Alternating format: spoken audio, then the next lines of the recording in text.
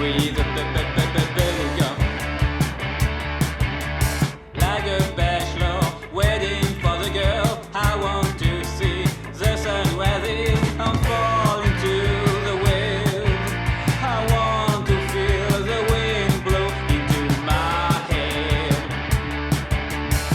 Bienvenue à la 6e édition des Rencontres Polars de Jimmy, la petite émission qui commence à prendre sa place dans le monde du polar. Alors vous le savez, les rencontres c'est la découverte, mais c'est aussi le partage. Alors si vous voulez que l'émission continue, il faut qu'elle existe, et elle va exister avec les partages que vous pouvez faire sur les réseaux sociaux. Merci à vous. Donc ce soir, on va parler thriller, on va parler BD, et puis bien évidemment, on sera toujours accompagné par le public qui continue à venir nous soutenir et qui est bien évidemment formidable. Sans oublier une ambiance qui nous est fournie par le groupe Les Custos.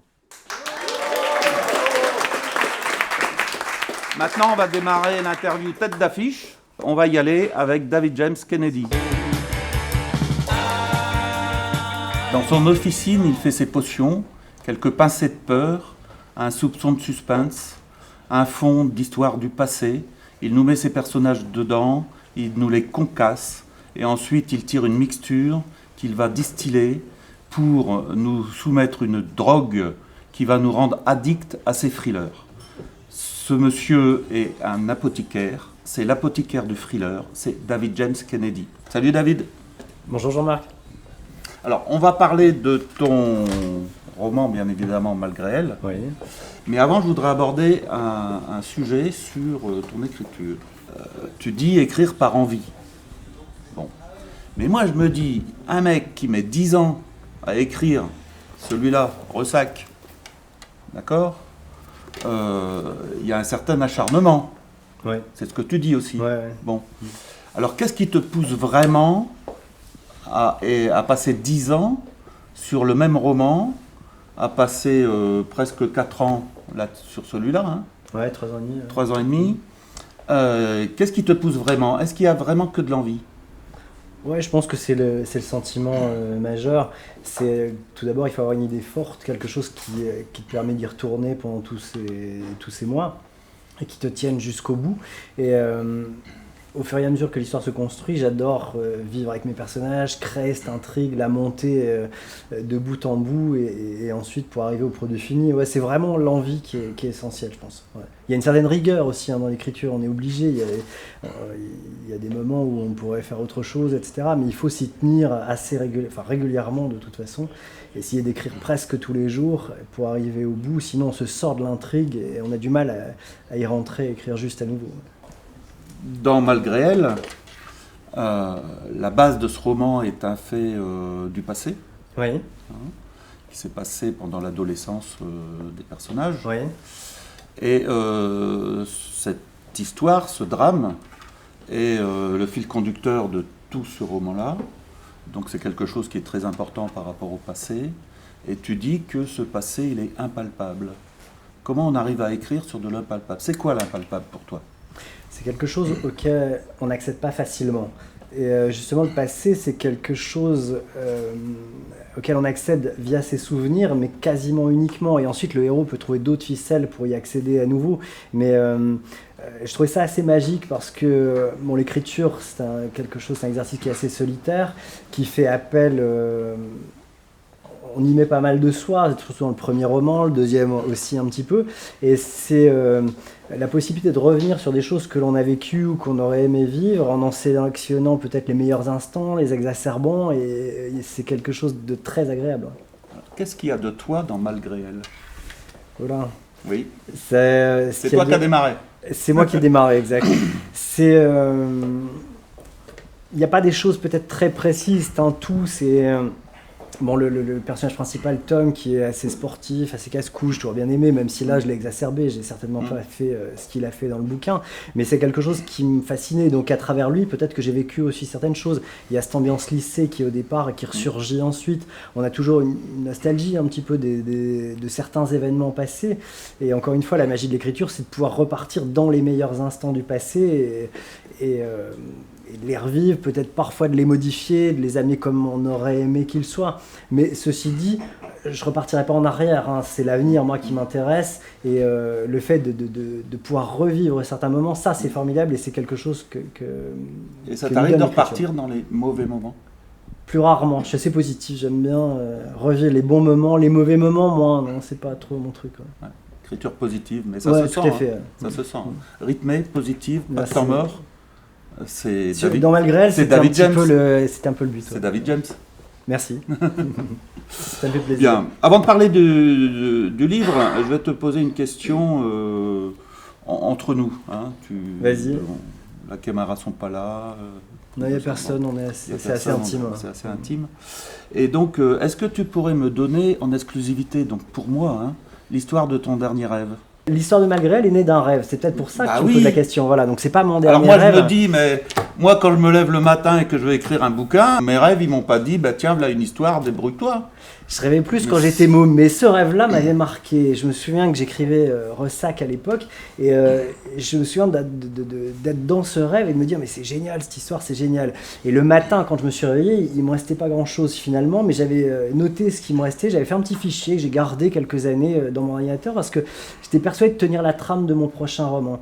Et quand j'écrivais Ressac, c'était mon premier. Et dans un premier roman, c'est un peu comme si on avait tout mis. Et mon inquiétude était de me dire, mais qu'est-ce que je vais écrire par la suite? J'ai mis plein de trucs, il y a plein d'expériences personnelles dans Ressac. On met beaucoup de sa personne dans un premier roman. Et ce rêve, ça a été un peu une porte de sortie. Et il y avait quelque chose qui me disait, mais quand tu auras fini Ressac, il y a ça qui t'attend. Et ça, c'était assez fascinant. Alors, il me restait pas grand-chose. Hein. Le fichier devait faire une dizaine de lignes.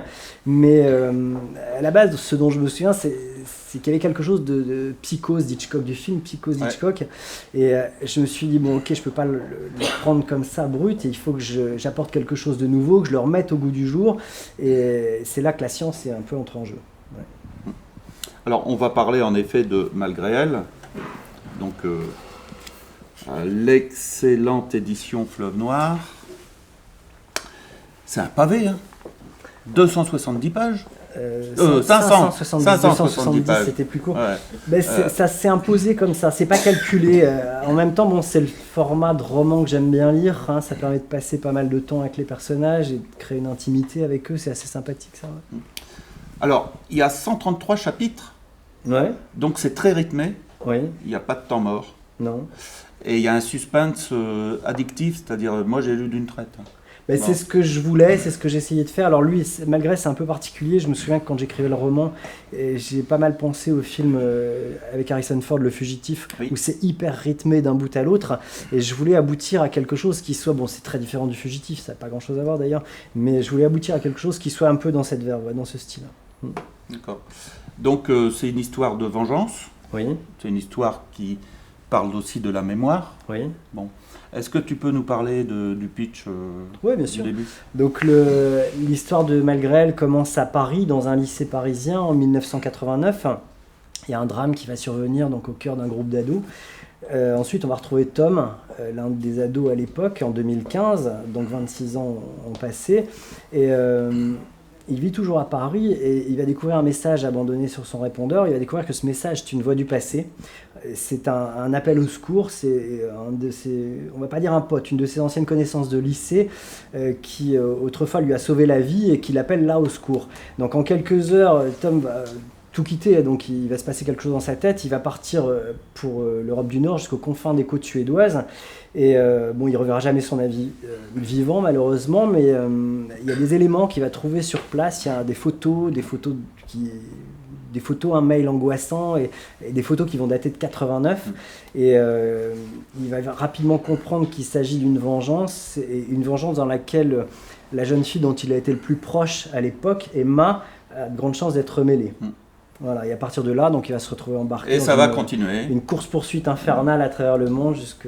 Voilà, donc c'est vrai qu'on se balade pas mal, Ouais. hein, et c'est très, très agréable Ouais. pour le coup. C'est vrai qu'il y a des directions qui changent un peu en permanence. Oui. Et moi, quand je lisais ça, à la fin des chapitres, j'avais l'impression qu'il y avait comme une espèce de petit ressort qui me sortait un truc nouveau et qui me disait, bah là, tu es obligé de continuer. Mais ça me fait plaisir, ça, c'était chouette, c'est ce que j'ai eu envie de faire. Ouais. D'accord. C'est ce que j'aime bien lire aussi. Est-ce que c'est un pur thriller selon toi? C'est vaste, hein, la définition du thriller, c'est Alors, frisson, c'est il y a laquelle, quelques frissons dedans, mais c'est pas un Ta polar. définition du thriller, Ma c'est définition laquelle? du thriller, c'est d'abord une intrigue construite costaud, avec des frissons aussi tout au long de cette intrigue.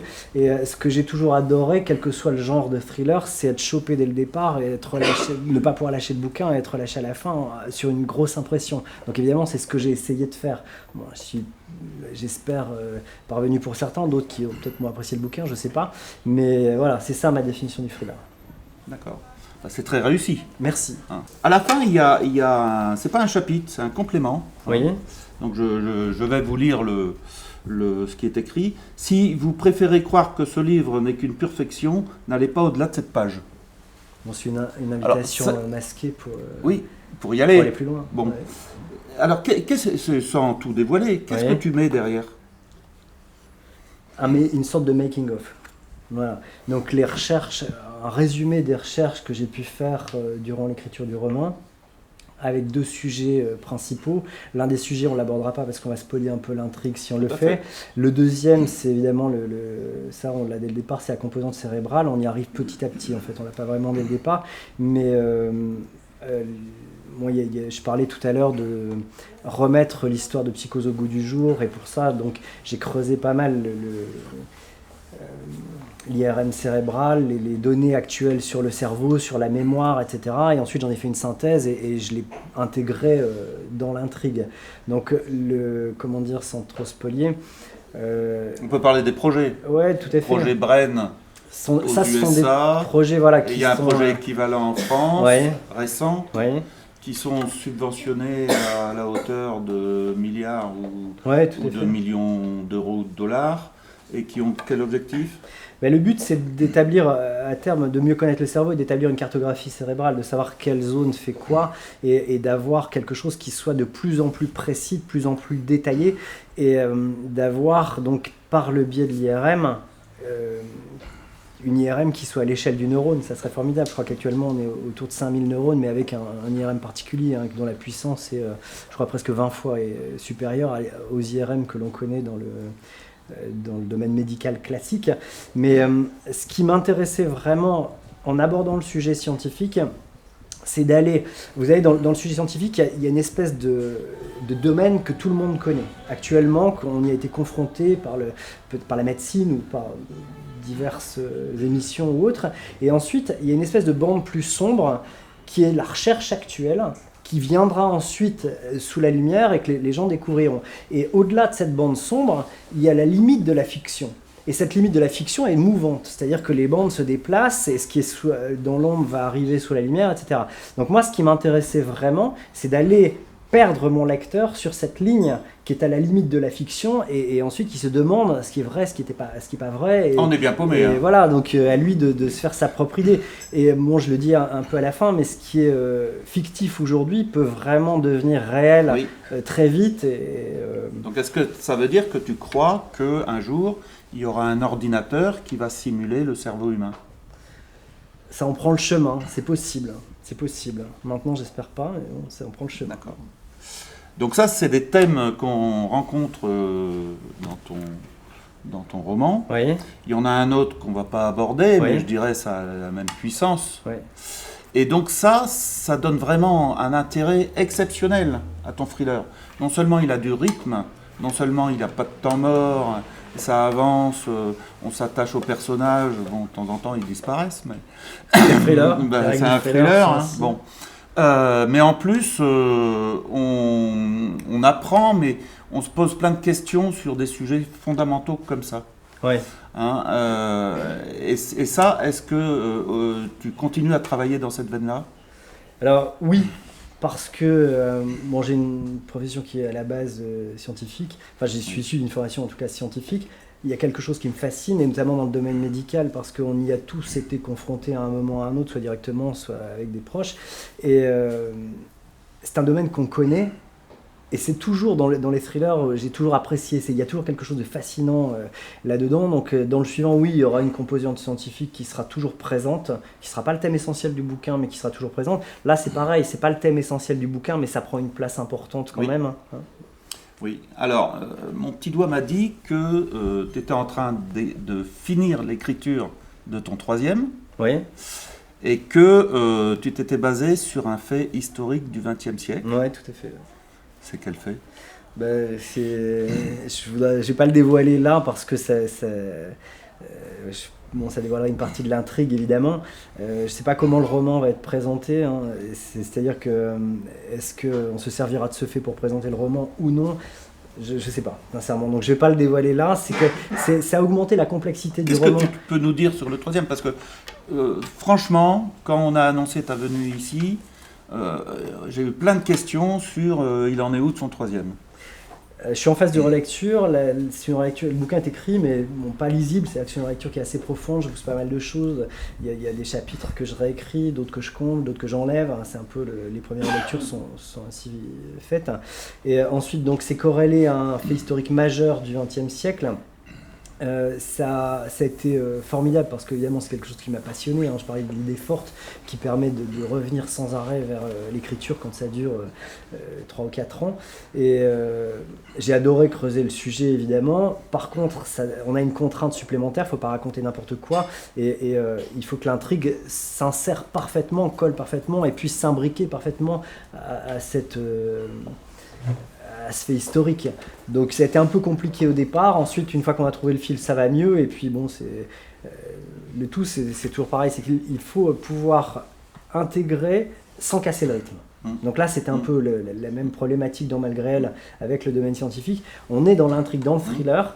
Ce qui est sympa, c'est d'apprendre des choses au lecteur, mais sans jamais casser le rythme. Il faut toujours que ça soit un peu insidieux, cet apprentissage. Et là, concernant ce fait historique, c'est pareil. C'est toujours c'est du travail, ça nécessite beaucoup de relecture et recherche. De recherche, ouais, puis ensuite, une fois que c'est fait, beaucoup de relecture pour voir si le rythme est là. Ouais. Donc écoutez, en attendant, lisez David James Kennedy. Si vous lisez 2 bouquins, vous avez lu toute l'œuvre. Donc allez-y. Ressac, donc qui a été primé. Et Malgré elle, donc formidable thriller. Moi, ça m'a scotché. Merci. Hein. Et traîne pas hein, pour le troisième. Non, je m'y mets tous les jours. Voilà. Mais bon. J'étais ravi de te recevoir dans l'émission. Moi-même, je te remercie beaucoup, David ça m'a fait James. plaisir. Merci pour ton invitation.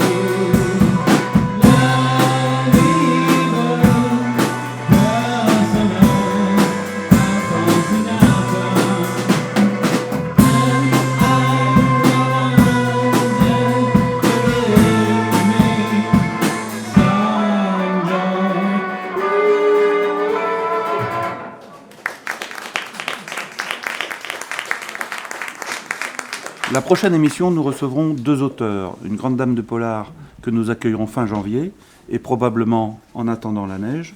Et puis un auteur un peu particulier, donc je ne vais pas vous dire son nom, vous allez le deviner. Je vais vous donner 2 indices. Le premier indice, c'est qu'il a été primé au Festival de Cannes. Le deuxième indice, c'est qu'il a été primé aux Oscars. Donc c'est avec une certaine impatience qu'on va les attendre, comme ça a été le cas avec l'ami Mako. Salut Jean-Marc. Donc toi, tu fais des BD, J'ai fait de la bande dessinée. la bande dessinée.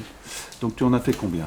Oh, à peu près une vingtaine. À peu près une vingtaine. Et tu en as fait combien avec Didier Deninx? Puisque nous allons parler de 2 bandes dessinées, dont le scénariste est Didier Deninx. Bon, à peu près une dizaine avec Didier Deninx.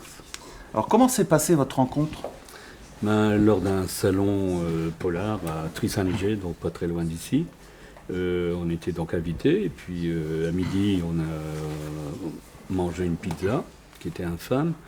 Et le responsable du centre culturel nous a vus, en train de discuter, rigoler et tout le bazar.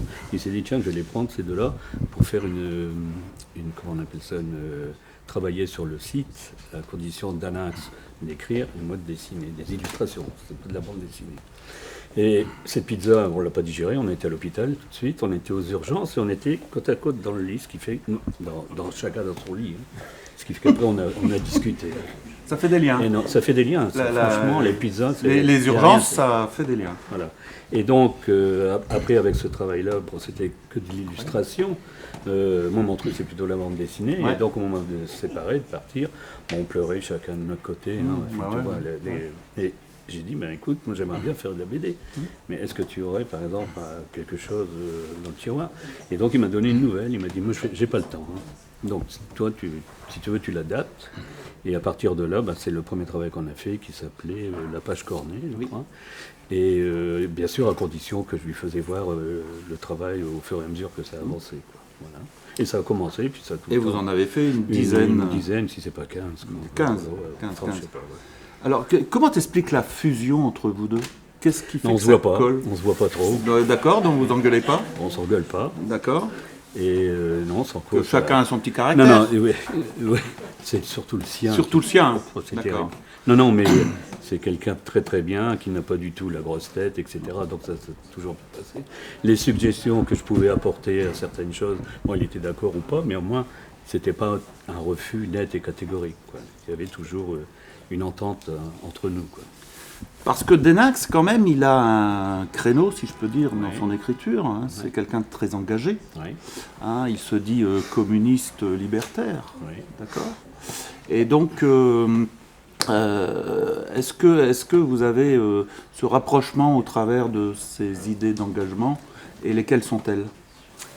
Ces engagements, il les reporte dans ses histoires. Hein. Oui. Hein, toujours un fond historique. Oui. Et il y a toujours une fiction qui est basée sur un fait historique. Oui. Et ça m'intéresse énormément. C'est pour ça qu'on a fait des trucs sur la main rouge. Hein.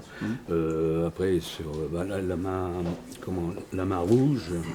Enfin, on a fait quelques travaux. Tout le temps, c'était toujours basé sur des faits historiques. Mais ce qui ne nous empêche pas de faire aussi des fictions en pur et dur. Mais là, il y a les deux. Oui, il y a les deux. Là, il y a les deux. Ouais. Mais c'est particulier parce qu'il y en a un, c'est un polar, parce que l'autre, c'est un western. Oui. Alors la différence, mais ça peut être un polar aussi, hein. Oui. Il suffit de remplacer les chevaux par des bagnoles, Ouais. et vous avez un super polar là, Ouais. Texas Exil.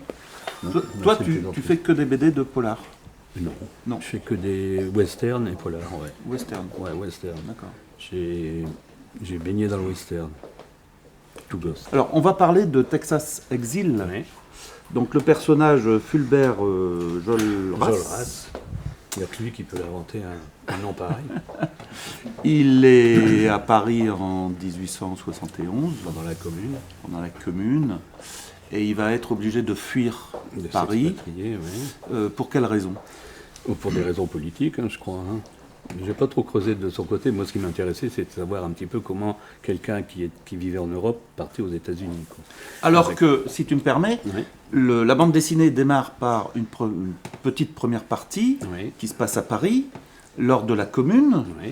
et avec les faits historiques que toi tu dessines et que Didier Deninx écrit, qui sont vrais. Ah, ils sont vrais, oui, oui. Et c'est super intéressant. C'est-à-dire, est-ce que tu te souviens ce qui arrive à Renoir? Et ça, c'est vrai, c'est une histoire vraie. C'est que Renoir peignait sur les bords de Seine. Oui. Il a été arrêté par les Versaillais qui l'avaient accusé d'espionnage. Mais ça, on ne l'avait pas au début dans l'histoire. Et hein. Versaillais, c'est... Les Versaillais, c'était contre la commune, quoi, de toute façon. Les anticommunards. Les anticommunards. Et donc, Renoir peignait une dame qui s'appelle Esmaïda, Oui. qui est un deuxième prénom de l'épouse de Didier Danax, le Baptistien.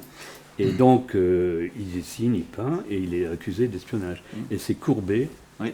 qui l'extrait de la prison, enfin pas de la prison, mais qui vient à son secours. Et ça, c'est une histoire vraie. Alors, justement, dans cette bande dessinée-là, il y a plein d'anecdotes vraies. Ouais. Hein, et je trouve que c'est passionnant de découvrir ça. Hein. Et puis, ça explique aussi des choses qui sont un peu cachées. C'est-à-dire que le fait qu'il y ait eu 20 000 morts pendant la commune, qui a été une véritable boucherie en quelques jours, on n'en a pas énormément parlé. Moi, je m'en souviens pas que mon prof d'histoire m'en ait beaucoup parlé. Quoi. D'accord. C'est comme l'extermination des Indiens, Oui. enfin, des Peaux-Rouges, quoi. Mais non, c'est toujours pareil, c'est des génocides assez importants, quoi. Alors, dans ce Texas Exil, donc, ça commence que par la commune, et puis après, il va s'exiler Au Texas. au Texas. Et là, qu'est-ce qu'il découvre au Texas? Et là, il découvre une communauté qui est authentique, normalement. Hein. Le personnage est fictif, mais la communauté utopiste, elle existe vraiment. Elle a été construite par des Français, et à Dallas. Et donc, il y a un quartier français, il y en a à la Nouvelle-Orléans, mais qui n'a pas le même passé. Oui. Tandis qu'à Dallas, il y a le passé, un quartier, enfin, avec des noms français, quoi. Voilà. Et donc, c'est une utopie. Enfin, une utopie. C'était quelque chose d'assez pur au début. Et c'était quoi après, alors comme c'était la comme liberté à tout va. Aussi bien économique que sexuelle, etc. etc.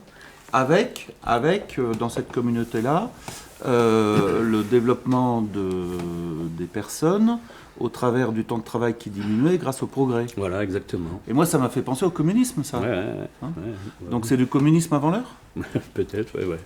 À Dallas? Toujours est-il que... Chez les cow-boys? Voilà, non, mais c'est ahurissant. Et ce qui est étonnant, c'est que dès l'arrivée du chemin de fer, la communauté a explosé, parce qu'il y avait du pognon pour les terrains, etc. Et ça, c'est un thème récurrent des westerns. On dirait, c'est toujours la même histoire. Mais non, ça existait vraiment. Oui. Et le type qui était un des types qui a fondé cette colonie, qui s'appelait Benjamin Long, qui était d'origine suisse, il s'est fait américaniser son nom en Ben Long. Et il est mort vraiment d'un duel en plein milieu d'une rue, comme on voit dans tous les westerns. D'abord, on le voit dans les... Alors dans cette BD-là, oui, c'est un vrai western. C'est-à-dire, il y a de la traque, il y a du guet-apens, il y a les Indiens, il y a la conquête de l'Ouest. Il y a même une phrase de Poutine dedans. Ah, j'ai pas vu. Et quand il allait traquer les communards jusque dans les chiottes, on l'a adouci. Enfin, Moi, c'est une bande dessinée qui m'a passionné.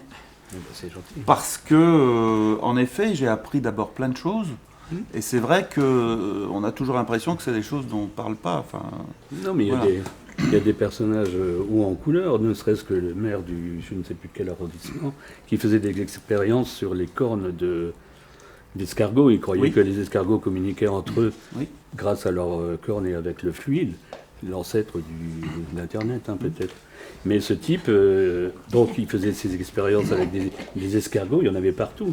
Et c'est pour ça qu'au début de l'histoire, le héros, il voit qu'il y a un escargot sur la rambarde de sa maison, il l'écrase. Parce que et donc on revient après sur ce personnage, qui donc faisait des recherches sur les escargots, et qui était à moitié fêlé, puisqu'après il a fini sa vie en faisant des clubs de gymnastique féminine. Voilà. Qui n'existait pas à l'époque. Voilà. Donc c'est passionnant. Ça se lit comme du David James Kennedy, c'est-à-dire d'une traite. Beau compliment. Beau compliment. Ça se lit d'une traite. Les dessins sont super, donc allez-y sans modération. Alors, une petite question. Il y a une maison qui vend du vin et des spiritueux. Oui, la maison Facon. Alors, c'est quoi? C'est un private joke un petit peu sur Roger Facon. Parce que, moi j'ai lu celui-là, on a un camion qui a une publicité qui s'appelle Facon aussi. Exactement, c'était à l'époque où on se voyait assez souvent, on animait des ateliers d'écriture et de dessin ensemble. Donc, alors tu sais ce qu'il devient, Roger? Je l'ai vu dernièrement, il n'y a pas longtemps, à Saint-Léger, mais depuis, non. Alors, écoute, merci, ça nous permet de parler de son actualité. Donc Roger Facon a sorti a sorti, c'est ici, a sorti ce roman dans la collection L'Anonyme d'Anvers aux Presses du Midi. Donc ça, c'est super, c'est excellent. C'est à la fois un polar. Alors ce sont des polars un peu fantastiques. Donc celui-là, c'est un polar ésotérique. C'est celui qu'on attendait. Roger y a mis plein de choses. Et sur son expérience à lui, et puis sur l'aspect ésotérique qu'il adore. Donc moi je connais un petit peu le directeur de collection de cette bonne collection. Il a eu le nez creux de demander à Roger de faire ce roman. Allez-y aussi, ça c'est du bon. On va parler du deuxième, Matin de canicule. Oui. Alors ça c'est pas un western. Non, c'est un polar pur et dur. C'est un polar. Alors moi quand je disais ça, j'avais envie de reprendre un café serré et une gitane sans filtre. Hein. C'est du noir de chez noir. Ouais, ouais. Hein. Il fait chaud. Il fait chaud, ouais, c'est la canicule. C'est la canicule. Hein. Ça sointe. Ouais, Ça sointe le malaise. Ouais. Non. Très bien, ouais. En plus, le Vincent, Ouais. il nous fait le blues de la quarantaine, Voilà, un ouais. peu vieillissant, tout ça. Ouais, Bon. ouais. Donc on a une vraie ambiance, noir de chez noir, hein, du vrai charbon, comme on l'aime ici. Bon. Alors qu'est-ce qui lui arrive au départ à Vincent ? Ben, Vincent, c'est quelqu'un qui est dans le cinéma, court-métrage, qui doit venir à Lille Oui. à l'occasion d'un salon du court-métrage. Et sur l'autoroute, il est témoin d'un accident. Mais vraiment quelque chose qui lui prend au cœur, quoi. Et donc, il quitte l'autoroute à Montreuil. Et là, Montreuil, c'est la ville de sa jeunesse. Et donc, à partir de ce moment-là, il y a tous des souvenirs qui reviennent. Et il croit même voir à un moment donné une fille passer, il croit reconnaître un de ses amours de jeunesse. Sauf que c'est pas son amour de jeunesse, c'est la fille. Avec qui, bien sûr, il va avoir une petite relation, mais à partir de là, il va y avoir... Ça voilà. s'enchaîne. Donc Ça au début quand on le lit, on se dit, tiens, il a été au mauvais endroit au mauvais moment, quoi. À vrai dire, non. C'est le début d'une machination Voilà. infernale. Ouais. Et donc, il y a plein de détails qui semblent des hasards qui arrivent au fur et à mesure de la lecture Ouais. et qui ne sont pas vraiment des hasards. Il faudrait que je relise parce que je l'ai oublié. Ouais. Parce que, Bah, mais c'est bien. Là, ça va ce que je te dis Oui, ou pas, non, hein très bien. Bon. Je te- Non, mais c'est vrai, celui-là, autant je m'en souviens, autant Ouais. celui-là, j'ai du mal. Il faut dire aussi que je l'ai peut-être un petit peu renié, celui-là, parce que quand on le regarde bien, les premières pages couleurs sont très bien faites, et après, ça a été... donc, j'ai eu du mal avec ce bouquin. Oh, t'es un bon vendeur, toi. Oui, voilà. Donc, je dis, achetez-le, ne serait-ce que pour voir Achetez-le, c'est un collector. pour la différence de Vous verrez de couleurs. plusieurs gradations de couleurs dans ce collector. Alors, moi, j'ai bien aimé. Hein, lisez-le en temps. C'est ce qu'on me dit, c'est parce que tu l'as fait. Ouais, alors, j'ai pas bien vu ce que tu dis, mais bon. Est-ce que tu te souviens de la dernière case ? De ce bouquin. Non ? Eh ben découvrez-la parce que on va pas le dire. On va pas le dire la dernière case. Ah oui. Ah bah ouais. Ah ouais. Non, mais je suis en train de travailler sur autre chose, alors donc... Oui, on a une intrigue qui avance, qui resserre notre... Je parle pour toi, hein, je te signale. Bon. Qui resserre le sujet, qui resserre la contrainte, la machination, Ouais. et qu'à partir d'une histoire vraie, qui est arrivée à Vincent, Ouais. il y a un moment où il ne peut même plus le dire parce que elle paraît pas réaliste d'une part, mais surtout la machination fait qu'il n'est pas crédible. Voilà. ça, Exactement. l'histoire. C'est un très très bon résumé. Oui, oui. Bon. Non, c'est impeccable. D'accord. Voilà. Écoute, merci. Marco. c'est moi qui te remercie. Et le prochain, il sera sur quoi alors ? Alors, le prochain, c'est pas Daninx qui fait le scénario, puisqu'il était occupé en plein déménagement.